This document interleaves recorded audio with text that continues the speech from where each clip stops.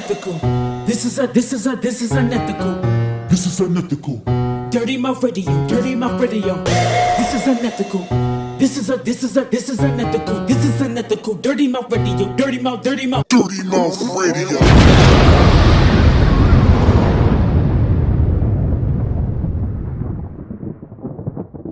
What up? It's your boy Comedic Energy, and this is Dirty Mouth Radio. Dirty Mouth Radio, produced by Livewire Sound and Entertainment. We are back. It's the girl Golden. It's your boy Cray. What it do? Your Sade couldn't be with us tonight, but it's all good. We still love her anyway. What's poppin', man? It's been a minute. What y'all been up to? I've been sick. I've been fighting COVID. Oh, shit. Feeling better now. Shit. Are you serious?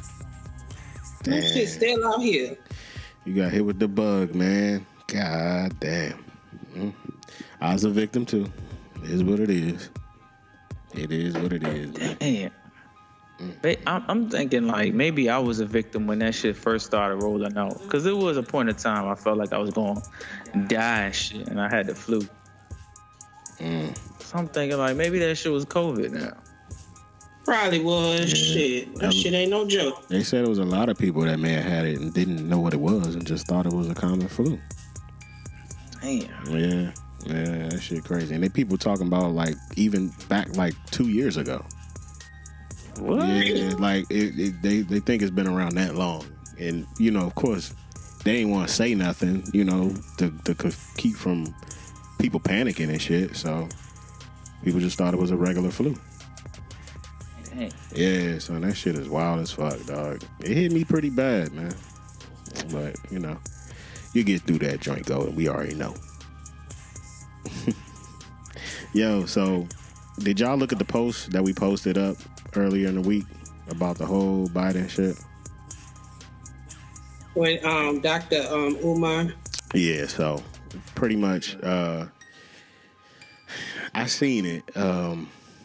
It was earlier in the week. He was on, you know, the Breakfast Club, and he talked about something that really made me think, like, what are y'all viewpoints on Biden now compared to what y'all were thinking about before when he was running against Trump?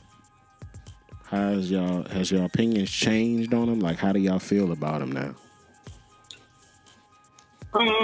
Well, I kind of agree with Dr. Umar. Like, he really haven't done anything for black people while he got on the Breakfast Club and was like, you ain't voting for me, you ain't black, and all this craziness. I mean, we've had all of these police shootings, and I ain't really see him say shit about it. Yeah, I haven't either. Mm-hmm. What you think? Because he's a rich bitch. But they said, but he addressed that daggone Asian hate straight off the bat. Yeah. He definitely did. Asians got money and shit. But he also, like, he passed an executive order for them. Right. And that was the part. People. Yeah, like, he did the trans people as soon as he got in office. Like, I agree with what Umar was saying. You know, no shade against neither one of those communities, but what you gonna do about us? When you told us straight up, if we don't vote for you, we ain't black. So where you gonna bring up your end of the bargain? That shit was a bullshit, son. You already know that shit was like a fucking publicity tactic, like just to get motherfuckers moving to want to vote for him and shit. He tried to pull a Bill Clinton and shit. He played the motherfucking saxophone a little bit, and niggas started getting all sexy and trying to vote. My thing is like this, man. Can't nobody fucking help us. Like, we gotta help ourselves. The only way that we gonna help ourselves is by gaining position. And how do you gain position? By having some type of power. What is power in America? Everybody sees power as money. You know what I'm saying? Until like the African American community come up with like their own power structure and have enough. Because first of all, it's just not it's like Diddy said. It's not enough niggas owning enough shit. You know what I'm saying? Niggas ain't owning enough shit. Like, we need to own shit. That's the only way that we can have position to sit at the fucking table, dictate to these niggas what we fucking want. Like, So- them niggas nobody cares about poor people. But see, people talk about ownership, but what is it that we have to own to actually have the power? Because I mean, look at the other side of that. There's a lot of entrepreneurs, a lot, and it keeps growing about black entrepreneurship. That's ownership, but what is it that we need to be owning? But see, we need to control shit that the whole world needs. It's not just about like owning your own clothing line and shoes. We need to own fucking trains and planes and fucking buildings and shit that people use on a daily commerce every day. Like in the stock market. You know, that people act necessities like cleaning products, and niggas only worried about like one specific like food, clothes, shoes, fashion, rap, and music. Like, we don't even own no music company. Right, and that's true. another thing that I feel like we just give away our talent, which is the culture, which is what they love. We just give that shit away. They fucking control us and just give us scraps, you know? Mm-hmm. Because I've been listening. Okay. No, go ahead. I've been listening to this book by Robert Kiyosaki and shit, and Is it Rich Dad talks Poor Dad? about Rich Dad Poor Dad? Yeah, the guy from Rich Dad Poor Dad. So, but he talks a lot about like investment and how rich people see money as an illusion. You know what I'm saying? And how rich people don't work for money, they make money. You know what I'm saying? Poor people work for money. You know what I'm saying? And if you work for money, you're gonna be working your whole fucking life, and money gonna be working your ass. So like, his position is like, when you can get out of that connotational idea that you need money, because money is not a fucking it's not real, it's fictional. It's niggas are just giving you monopoly dollars and saying this has value. You know what I'm saying? What we need to be working for is knowledge. The knowledge about how to make money so that we can produce our own money, so that we can gain wealth and then have that visual presence like, oh, y'all motherfuckers doing shit. You know what I'm saying? Which we try to do this shit in the past, but another problem with the black community is we don't have a home. We don't got no base that we can run back to. You know what I'm saying? We can't go back to a country like, oh yeah, America's treating us wrong. We need y'all to fucking go to the UN and bring this shit up. You know what I'm saying? Like, Japanese motherfuckers can do that shit. That's why he gonna pass the law, because he know if he don't, then that fucks with the commerce and the trade with these other countries and shit, and they ain't trying to fucking hear that or do that shit, you know? So of course he gonna pass that shit. That's interesting. Same thing with homosexuals. Like, homosexual not a culture, it's a fucking, it's bigger than a culture, it's bigger than a race. That shit includes everybody. Mm-hmm. You know? If you taking on a homosexual, you basically taking on the whole entire world. Yeah. So you gotta pass homosexual laws. That's a fact. I mean, I don't know. It's another one of those things where we get pushed to the back burner yet again. Right. It happened with Trump, and now it's happening with Biden. And I know my stance on it. Like I said in the previous episodes, I agree with what that man Bob Johnson was saying. I would have gone for the devil that I know. We knew where to keep Trump. Who knows how it would have been? It may have been even worse. We don't know. But at least we were sticking with somebody we know now instead of somebody we just figuring out. You see what I'm saying? Y'all want me to tell y'all how we fucking take control and shit? Yeah. It's some real radical shit, but this the only fucking way. Motherfuckers just need to gather together, take over one corner of the United States, take the whole fucking state. I mean the entire state.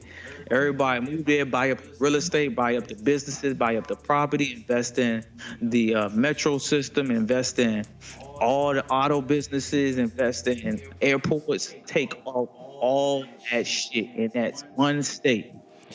and then motherfucking rule that shit. Make a fucking voter for a mayor that's black and just take that whole shit over. Fuck a block, fuck a street, fuck a neighborhood, take the whole state.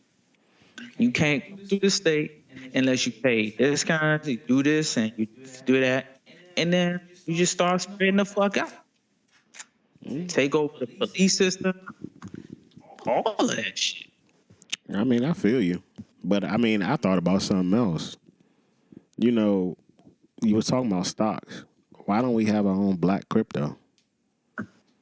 Like, it's crypto from all over. Chinese people got their own little crypto system. Why don't we just create our own?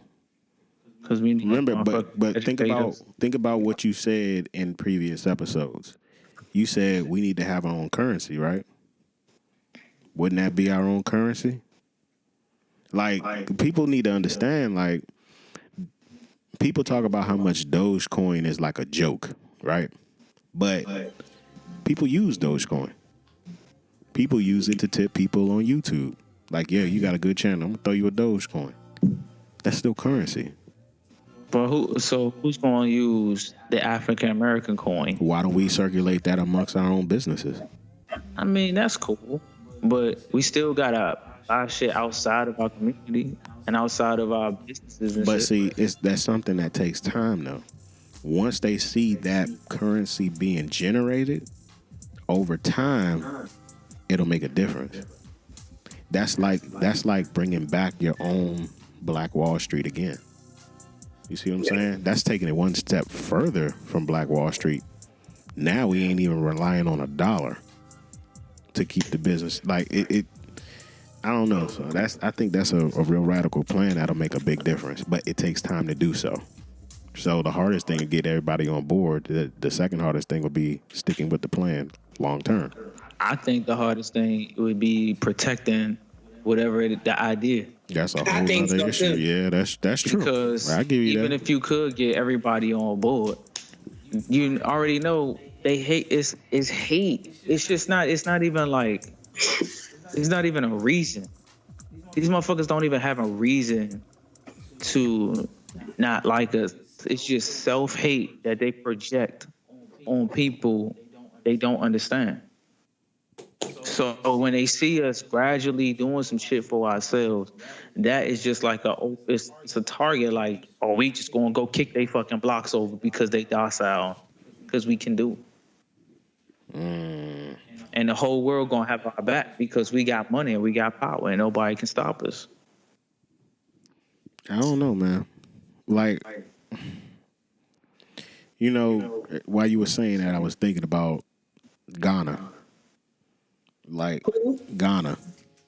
You remember how they were talking about the whole going back to Africa, how they trying to bring us back? Mm-hmm. If we were to create that crypto and we actually circulate that coin with them as well, now we're talking about an international communication, a conversation. That is the same thing that messed up Black Wall Street. But now we're backing it on a currency that's not even backed by the banks. It's decentralized. There's no regulation. How can you stop that? That's when you start going into the mental aspect. Everybody get on that same page and do that. You can't stop it. No matter how many people you try to take out, the idea is still going to be there. You see what I'm saying? But you still operate in a country that's not yours. I mean, you still gotta follow the guidelines of international trade. You know what I'm saying? But you gotta go through American laws before you even can get to any other country. So that's a stop right there. Not necessarily though. You playing the game right at the border. Not really. People do international trading all day, man. Like, that doesn't stop us. If we still operate within the laws, it's just the fact of we are actually working with them. That's the power right there. Even though we have to work around their laws, that's what makes you even more dangerous, because you found a loophole in their laws to operate and to make yourself more powerful. And that's exactly the reason why they would stop that shit. Once you become dangerous, we've seen this shit time and time again. So That's true. we always trying to operate within the rules and the guidelines of the American system. You seen that in the movie The Banker. Them niggas did everything right. Everything. And yet and still, they found a way to get these niggas fucked up and get these niggas some time. These motherfuckers had to move out of the country just so that they can move back. I mean, but also, like I'm saying, this is not just 1, 2, or 3 people. This will be a movement. You see what I'm saying? It'll be a multitude of people. And the thing about it is, it'll be watched, and they wouldn't take it seriously until they start seeing more and more and more. That's when the protection will have to come into play. It's just I'm just throwing an idea out there. Like, it sounds nice. Yeah, we never know how that would happen, if it would ever happen. That's just all I can say. It sounds nice, but I just don't see nobody just leaving us alone until we decide to be like, yo, fuck with us or die. Honestly, I take it a step further. I don't know if we would all want to be on board. I think that's where it really begins. They're not even going to deem us as a threat if it were to happen, because we can't even get on the same mindset to do it ourselves. I feel like we are so gung-ho with trying to be independent from everybody else that it comes to our detriment. It's like, why we always had this notion that we have to be unique from anybody else. And when we say that anybody else, it mainly be us. We got to be better than another person that looks like us. Why? Why can't we get on that same page? You see what I'm saying? That's where the fault lies. You don't look at these other cultures and they don't do that. You see what I'm saying? I mean, they do it. I mean they do that shit. They don't do that. When it comes to certain things, they don't. They don't. When it comes to business, they don't. Fashion is fashion. Business is business. I mean, I don't know, son. Because them motherfuckers, they killed each other. They killed each other just as much as we do that shit. Like, when the fucking Italians and shit was first coming over here trying to do business, they was bombing each other's fucking cars and shooting each other in the fucking club and all that shit. That's where the fuck we got this shit from. You know what I'm saying? They was blowing niggas' houses up. And then when, all them other cultures and all that shit, they be doing that fuck shit too, man. I mean, but I feel like that was competition. But I feel like we need to actually collaborate and stop competing with one another. Stop competing with one another and collaborate more. Collaboration over competition is like one of the most key things that we lack, because we always want to compete. Why not collab? If you working on something and I'm working on something and I kind of need what you got, why can't we just collab? But instead, we always like, okay, I'm going to find this shit and I'm going to try to do better than him. Bump that. Why not just link with him? We don't do that enough. And that's always our downfall. This white man offered me more bread, son. Nah. Oh my gosh. That's what the fuck it is. Yeah, funny, but that shit true too. Yeah, that is true. I want to rock with y'all, man, but I gotta eat. You know what I'm saying? I'm hungry out here too. I'm tired of being broke. That's all we are. I don't know, man. I just thought that whole Biden shit dealing with Umar talked about a lot of shit. He did. Yeah, but that one right there, that really, like, it sank in on me, because I didn't even think about that. I didn't even think about that till he said it. I was like, but honestly, I really haven't been even paying attention to Biden anyway. Because it's like, when Trump was in office, every day, some new shit. You won't even gotta pay attention to the news to know that Trump is up to something or something going on with Trump. Biden, I hear nothing about this motherfucker on a daily basis. You might see him. I don't hear a lot of talk about it. You know what I'm saying? So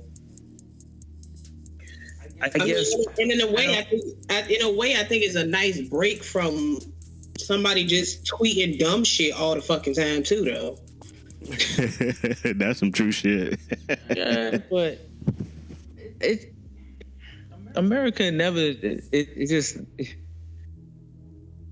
I just be having to stop paying attention to that shit and worry about self and what the fuck I'm gonna do for mine. Because I can't.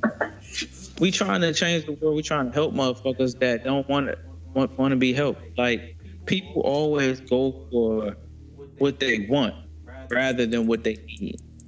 We need change, but we don't want change because we keep doing the same shit.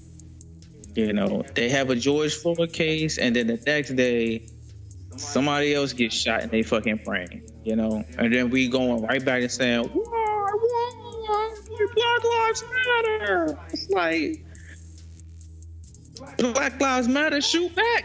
Fuck it. At this point, you know what I'm saying? At this point, it's like, are we going to keep putting our hands up and getting shot the fuck up, or this nigga's just going to shoot back and get shot the fuck up? Like, yeah, it's like Tupac said, it's going to be bloodshed. It's going to be blood in the streets. Dog, I still say, like, I still feel like it's a pressure cooker, man. And it's getting ready to pop.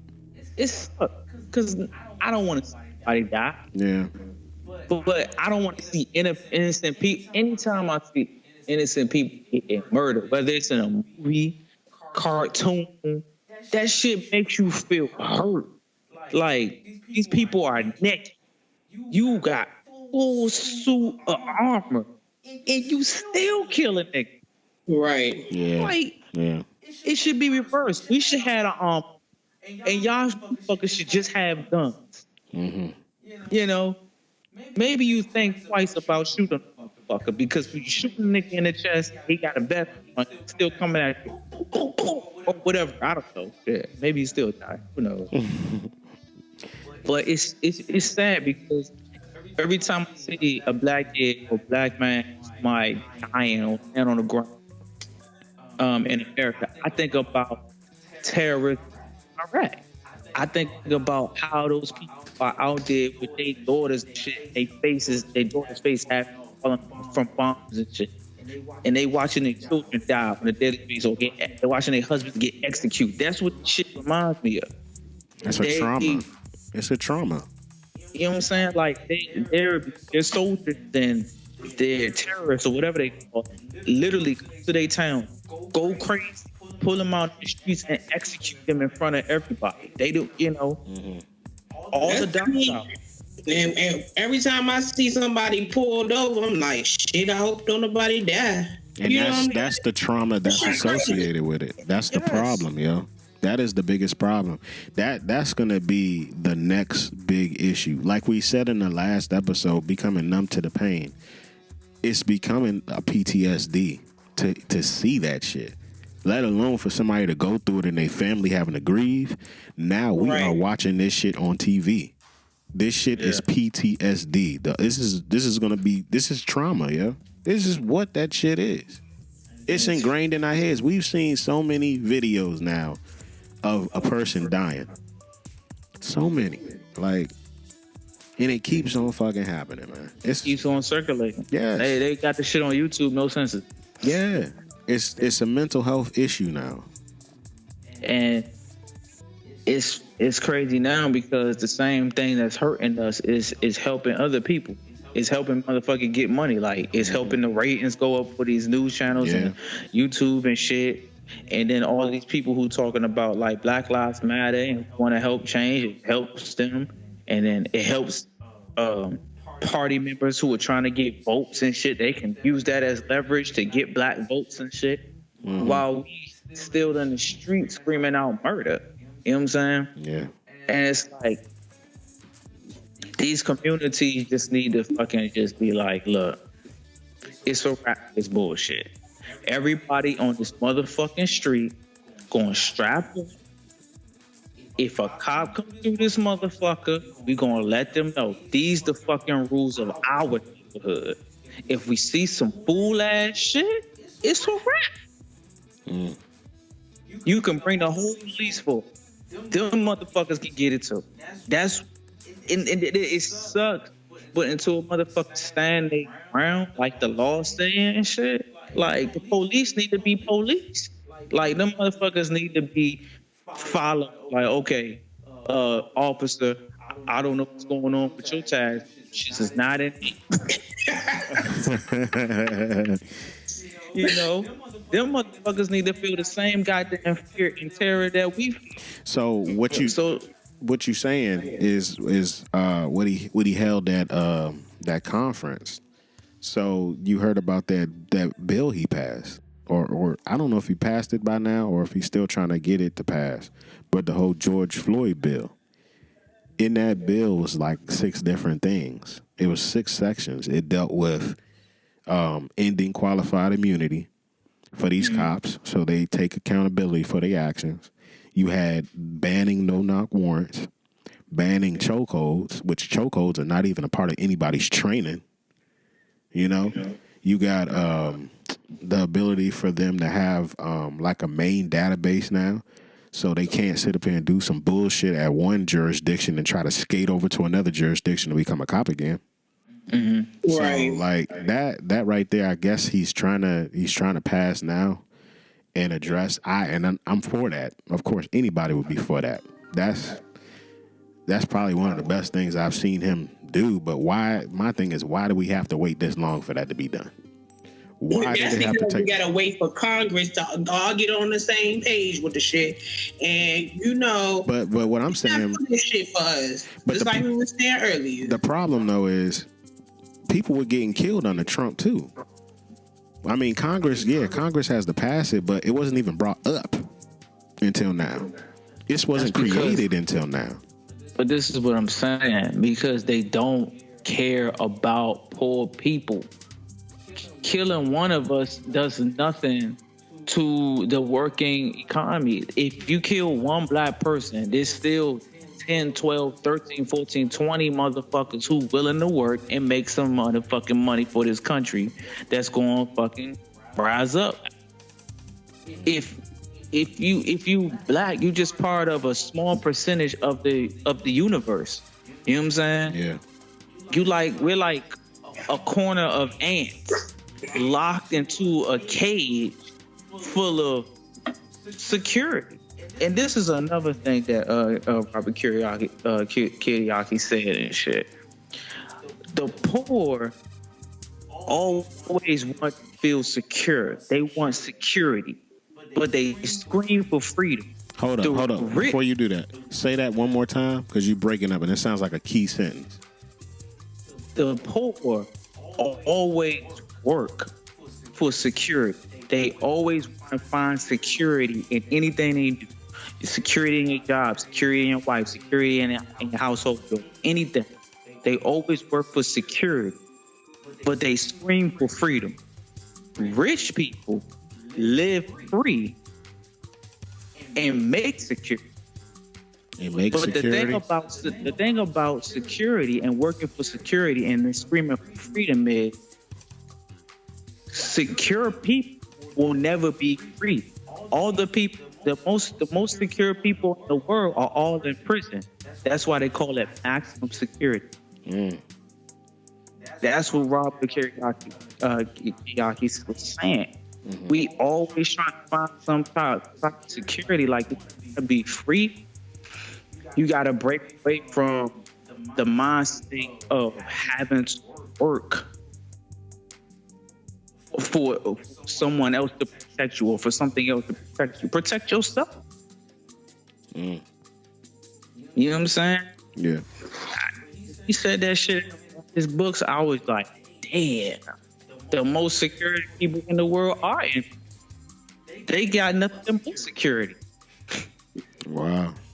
That's pretty deep, man. I might have to pick that book back up. I read some and then I stopped. I read it like a few. Oh man, I think I was in. I might have been in elementary school, man, and I never read it all the way through. My grandmother had me read that thing. This is actually not even in the Rich Dad Poor Dad book. This is actually in the what to do after you quit your job. That's by Robert Kiyosaki? Yeah. Oh, so he did got another one. Book. Really? that motherfucker goes in. Cause he came grew up poor, bro. Mm-hmm. The man grew up poor. He had a poor dad. He had a rich dad. His rich dad taught him how to make money. Poor dad was talking about how to work for money. And he tried to lay both sides of the box until he understood that his rich dad was teaching him a valuable less than his poor dad. But his poor dad had degrees, had all that shit. He was a professor. He was always poor. His rich dad dropped out of school at eighth grade. One of the richest motherfuckers that was in Hawaii. Damn. You know what I'm saying? So on that aspect, because you talked a lot about investing, right? And even though we ain't got our boy Papa Lou here, what kind of investing have y'all been doing ever since we had that last financial episode? Because it's been a minute. So, and a lot has happened in the stock market since our last financial episode, the moments with Papa Lou. What have y'all been doing since then?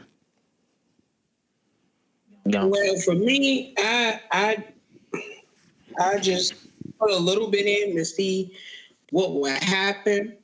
And what also I've been learning is about the penny stocks. I haven't been able to invest in any yet because it's certain companies that you have to go through to do that.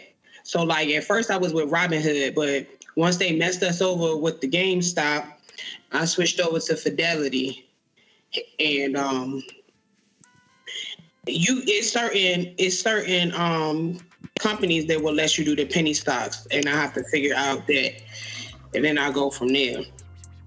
Okay. What stocks in particular?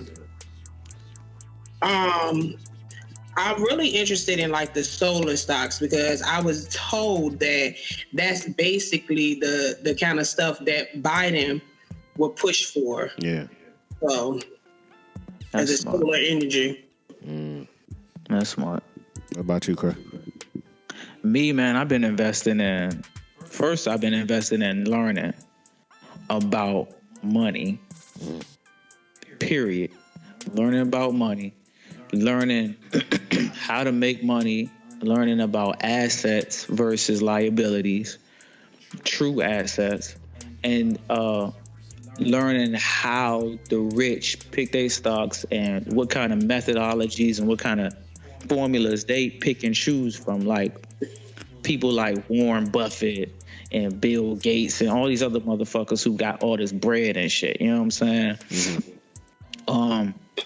So my stock portfolio been going pretty much towards like shit that that you probably know is going to rise, but then other shit like cryptocurrency is definitely a big one. But Medicare, of course, marijuana, because if that shit does get legalized. Right. Which a lot of marijuana stock is kind of low right now, so it's really good. That shit get legalized across America. It's rocking. It's on and popping. We right here at the fucking border down here at Texas and shit. It's gonna go crazy. True. But basically, I've been learning that you don't, not to invest in anything you don't know shit about. You know what I'm saying? Yeah. If you don't know nothing about that shit, don't even fucking, because it's so much stock out here, so many opportunities that you ain't got to just jump all in. That's one thing that 50 Cent talk about in his book. Like, I never jump in right away on a deal. You know what I'm saying? I always take my time and make the decision. If it's a good situation, then I go back, I deliberate, do whatever I gotta do, and I might put in for the shit. But I never just jump in right away. 50 Cent is a pretty successful nigga as far as money is concerned. Yeah. You know what I'm saying? Jay-Z said the same thing. He said if it might go, it might not go. But I don't jump in just because everybody's saying like it's gonna go. I go my own way, So and Jay-Z's pretty successful with money. So investing. Did you invest in Doge like everybody else did? I invested in Doge. Hell yeah. You jumped all in? I ain't jumped all the way in, but I jumped in. I feel. I mean, I feel. that was just my way at the time. So Yeah, I mean, I think when it comes to stocks, so with my portfolio, mine is I got my stuff in a little bit of everything. When I say that, of course, I got a few companies, marijuana companies, because of what you just said when it came to Biden. But another thing with Biden is EV. So when it comes to these electric cars and all that stuff, Right. I have it in a few things. And it's taking off. I actually invested in a company that's not even on the stock market yet. And I learned to do that from Nas. Because Nas has made, like, he's been making hundreds of millions of dollars these last couple of years, and people have not even realized. So if you know, you ever heard of Pluto TV? Like, he owns that. Nobody even knew that. Yeah, he owns that. Like, he's done so many deals within, like, the past 3 years that has netted him well over, like, $300 million because he's been investing. I was told by Kai, who was on that episode. He said, look, man, what's like the key thing that a lot of these investors do? He said, if you look at these people like Warren Buffett and all of them, you don't hear too much about a business that they run. Mm-hmm. But what do they do? They invest. That's like the key thing to success, to invest. If I invest in 10 different companies, right? Say one fails, that's fine. I got 9 other companies that I can fall back on. And the beauty part of it, I didn't lift a finger. All I did was throw some money at you. My money's going to either grow or it's going to fall. But at the end of the day, I didn't have to do no work for it. So it's kind of like it's a gamble, but it's more reward than I think there will be risk. So, with that being said, I just been investing in all bunch of stuff. I got a bunch of different cryptos.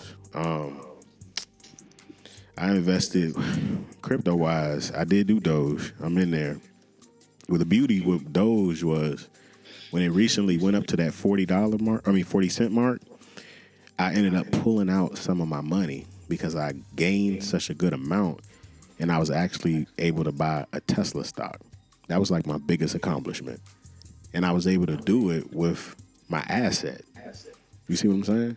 And still had more money in Doge. So I put towards the Tesla, and I still got a little more Doge. And I got some other cryptos like Safe Moon. People are talking about that. They saying that's going to be like the next Doge coin. There's a Safe Star. There's a Safe Sun. There's a bunch of different other ones like XRP. There's a lot of different cryptos out here, and I feel like that's going to be the next big thing. I feel like after the whole GameStop and AMC situation, these rich motherfuckers, they already know that the game has now been infiltrated by the low people on the totem pole. They finally figured out how to do stocks. So we need to find something else that we have to do. And I feel like crypto is going to be it. So we need to jump on that as well. Not a lot of people know about crypto because crypto is kind of complicated. Yeah. People know about Doge because it's on Robinhood and it's just a click away. People don't know how crypto operates or what the fuck it is. But really, it's just like regular currency. It's an illusion. Yeah.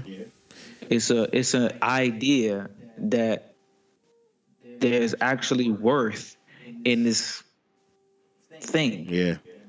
Like it's a rock, not backed, or a piece of paper, or a piece of fictional electricity.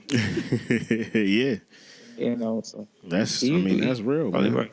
But I always say, like, with me, I'm not gonna say I differ with what you say when it comes to picking a stock. I always say, if you don't know that stock, do the research on it.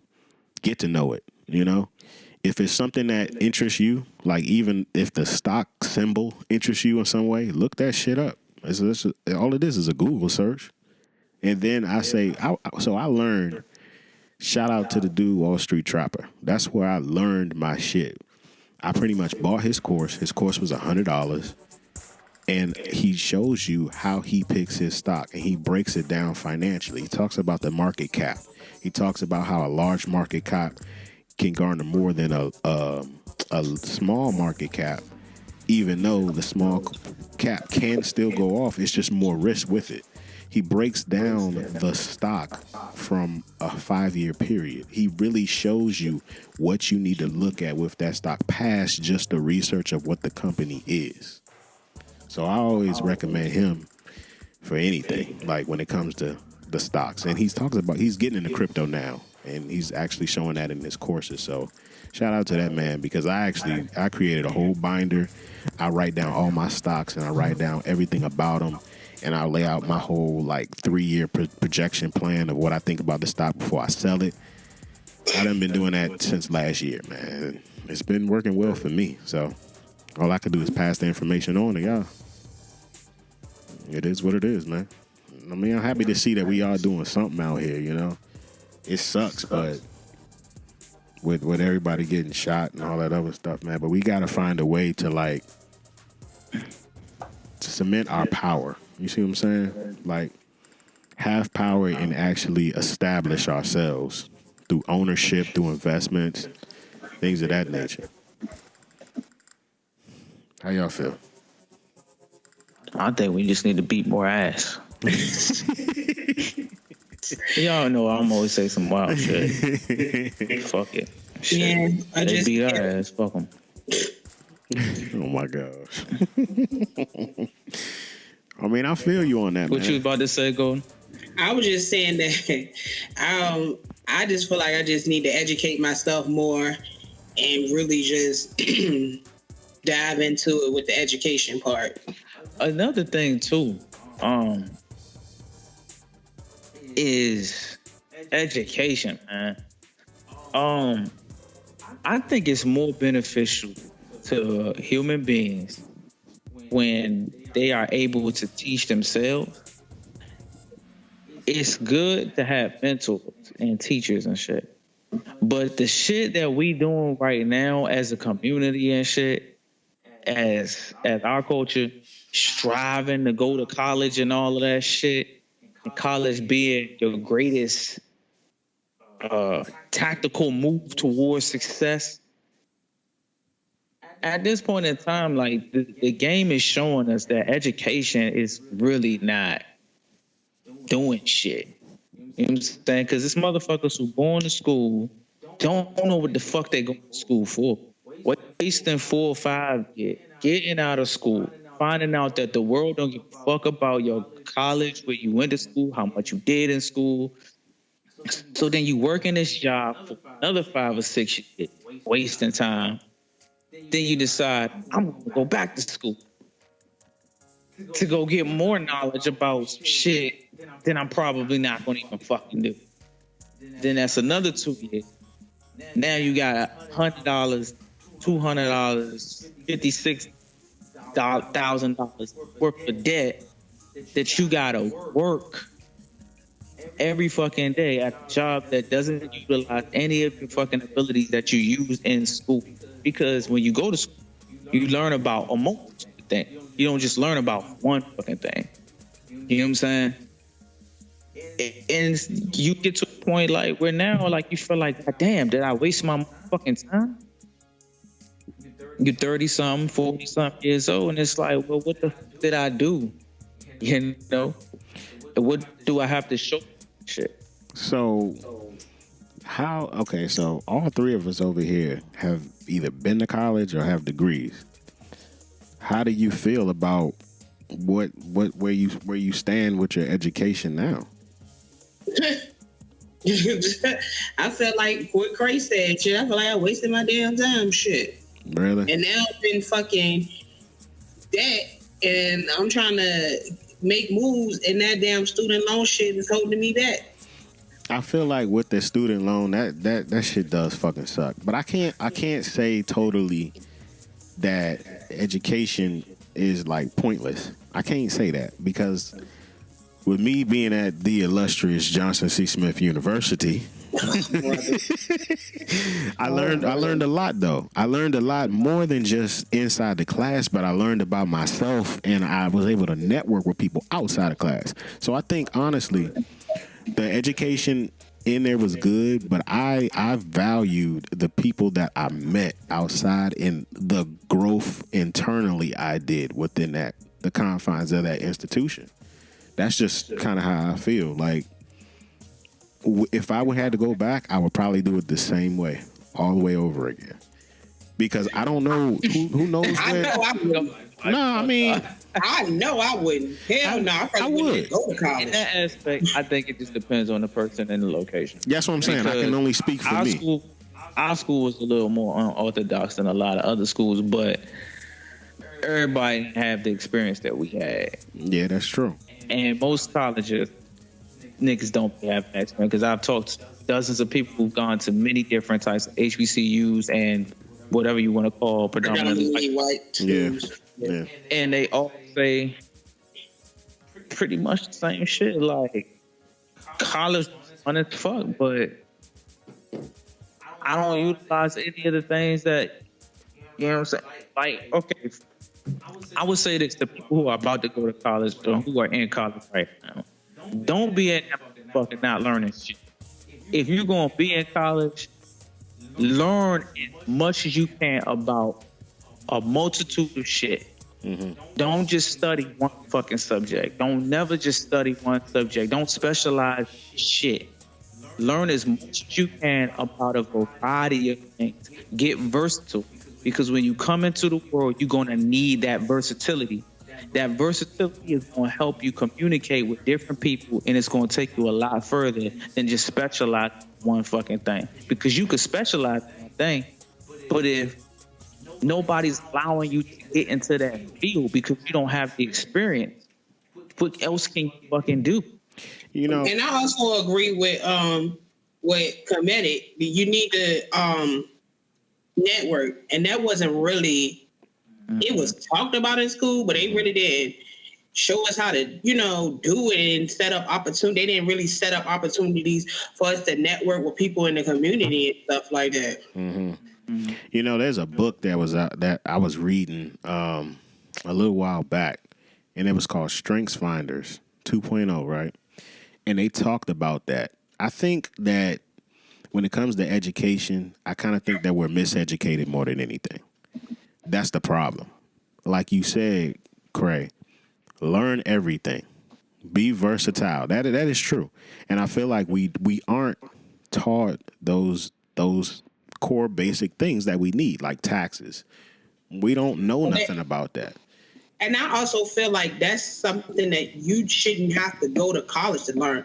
That should be basic education that's taught in high school. Like, all that other stuff they try to teach us about trigonometry and AP English, teaching us about British classics, they could keep that.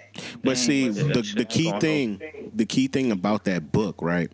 They talked about when it comes to education, why is it that the parent, when it comes to their kid, when the kid brings home their report card, right?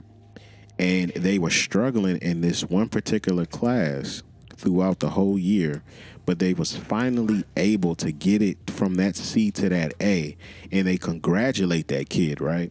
Why is it that they don't take into account that this might be their weakness and congratulate them for actually achieving what their strengths may be? You see what I'm saying? Like, we learn all these classes even when we're in elementary school, but there's never really any conversation about what this kid or this student, from elementary school all the way up, what their strengths and their weaknesses may be. And I feel like that transfers over into college, because what we do, we pick a major, we declare a major, right? Just because we declare that major does not mean that we are strong in that particular field. I feel like there's not enough. I feel like, okay, freshman year, I think it needs to be more of a conversation of what appeals to you. What is your strengths? What is your weakness? I think personally, before motherfuckers even go to college, I think they need to take a fucking year or two, really figure out what the fuck they can do or what they're good at. Because this is the trap. School teaches you how to be a worker. They don't Right. give a damn about. They don't give a damn about you as a special person. They want to teach you. It's designed for you to learn how to work for other motherfuckers. When you in a class, you in a office full of coworkers, classmates, your teacher, your supervisor, his boss, or the principal, the manager or the district manager and shit. Then they got a board with the government. It's all designed. You wear a uniform. You know what I'm saying? In both places, and you walk in a straight line. You do the same routine every morning. You get up at a certain time. You clock in. You get off at a certain time. Get on the bus, the metro, the subway, your car, and you go home. You do your homework, and you come back in the next day and do the same shit. It's training children how to work for other people, for the greater good of the government or the culture or whatever the fuck they have set in their goals at the time. I agree with It's you on that. when an individual in the class clown, decides, I'm going to be different from everybody. I'm not going to focus on this shit because this shit is unimportant to me. I'm going to make songs. I'm going to make jokes. Those motherfuckers are usually a lot of times the ones in society that step out and do great things. Think about this class clown. They become comedians. They become rich off comedians. The musician, the ones in the hallway banging on and making songs and shit. Musician. Football players and shit. You know, they just keep their head down. They still work, but they at least got special talent that's going to millions. You know what I'm saying? It's the ones that's different in the classroom, that's not doing the same thing as everybody else who usually skyrocketing and successful. You know what I'm saying? Even the ones that's like just strictly in books and don't have no friends and shit, that they might become a doctor or a scientist or some shit like that. You know? But this idea of let's go on to school and learning about these subjects and shit, like when I feel like when kids are not getting good grades in school, it's not because they're dumb or they're not smart. It's just because they specialize in something else, and that talent is what should be what parents should focus on. That's what Like, I was okay, talking about in that book. my child is getting bad grades in math and shit, but they always drawing over their math paper. Okay, Exactly. how can I get them on shit? I still want to teach them math. That shit is important. But this is where their expertise is. That's their Let me strength. get on it. That's their strength. You know? I mean, I kind of agree with you in a way, but in another way, I do not agree. Because I feel like sometimes the things that people are passionate about are not always the things that are going to financially have them set up. You know what I mean? Mm-hmm. So teach them how to make money. What you saying? Teach them the other side to their passion. How to profit off of that shit. Mm-hmm. You know what I'm saying? Which is what? What do you study? Sales. You study money. You study business. You don't study fucking algebra and trigonometry and fucking reading and writing and all that shit. Arithmetic. You take these motherfuckers. All right, you want to do this shit? Now you want to do this shit, right? But you want to do this shit and be poor, or you want to do this shit and make some money? I want to make some money. I don't want to be poor. All right, well, you going to, since you want to fuck up in bad and shit, you going to take these business courses. You going to sit up here, you going to learn about sales, you going to sit up here and learn about marketing, and you better get grades or you going to be poor. That shit going to teach you about that. Yeah. I see what you're saying. So You know what that's I'm how saying? you would pretty much answer the question of how would you change us being miseducated? Homeschool. So, no, that's what I'm saying. Like, what you just said right there is the format you will follow to fix that issue that we have. That's how you would do it, right? You would focus more on the strengths of that individual person.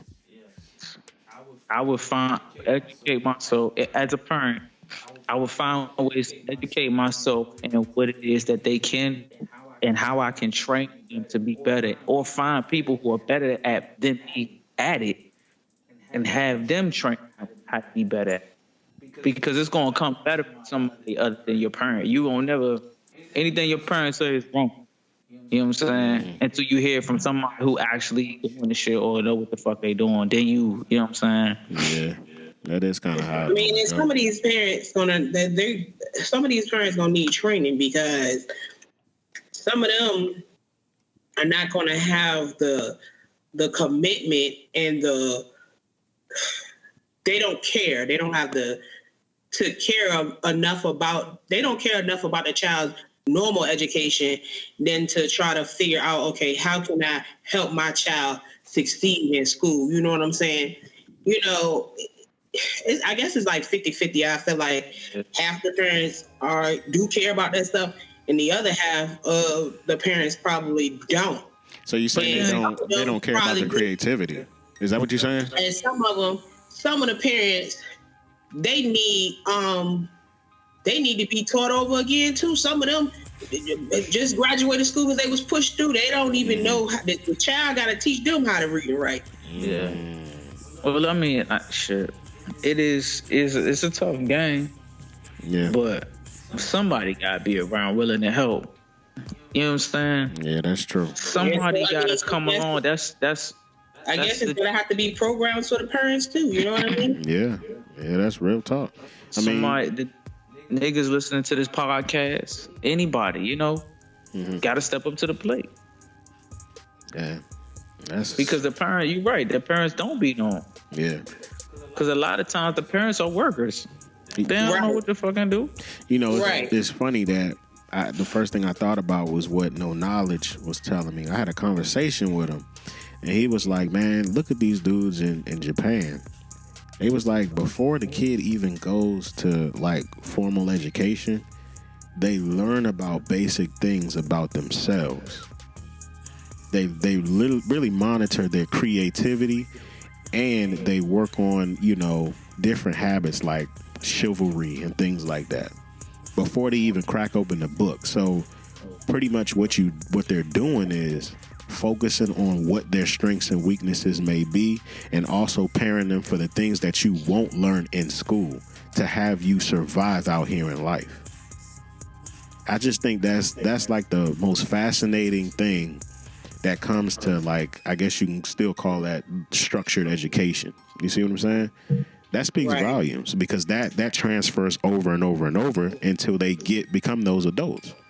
And I feel like in some aspects, that's what they focus on, the strengths and the weaknesses versus the formal education that they have to know. And that may be why they be so successful and they know math so well and things of that nature, because they're focusing on what their strengths are. We don't do that over here. We just forced to go to the babysitter, the daycare. They just have fun at daycare, and then we just get thrown into school, and we just have to matriculate through each and every grade until we get the hell out of there. Right. There's no focusing on it's okay. So we already know how the brain works. You got the analytical side, and you got the creative side. There's not enough attention being towards the creative side. And outside of that, there's not enough noticing what the individual needs and what their strengths and weaknesses are. People be picking these degrees because they may have an interest in it. That doesn't mean that you're good in it. I'm a prime example of that. I loved chemistry. Now I'm a chemistry major. That doesn't mean I was good in it. Shit, I was failing them damn tests left and right. But I knew what my strengths and my weaknesses were, and I knew what I had to do to elevate myself. I had to take myself into consideration when it came to that. So I feel like, you know, people need to do that before they reach the 9th hour getting ready to graduate college, and then they just lost. Because there's so many people that get to that senior year and then they want to change their major because now they see that this is not what they want to do. You didn't take into account that to yourself before then? I've seen that so many times, man. Something need to change. So, I don't know, man. Maybe that's just me venting.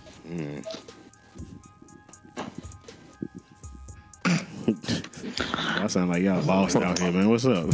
Nah. No. This has been another episode on Dirty Mouth Radio. It's raining, it's dark, it's fucking shit. Yeah. It's late. Yeah. It's time to go to bed.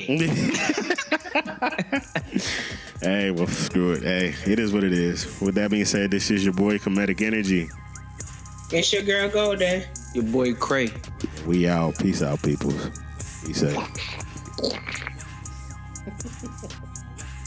This show was produced by Livewire Sound and Entertainment. If you're looking to rent premium sound equipment for your next concert or podcast at a low price, go to www.livewiresoundent.com. Dirty Mouth Radio.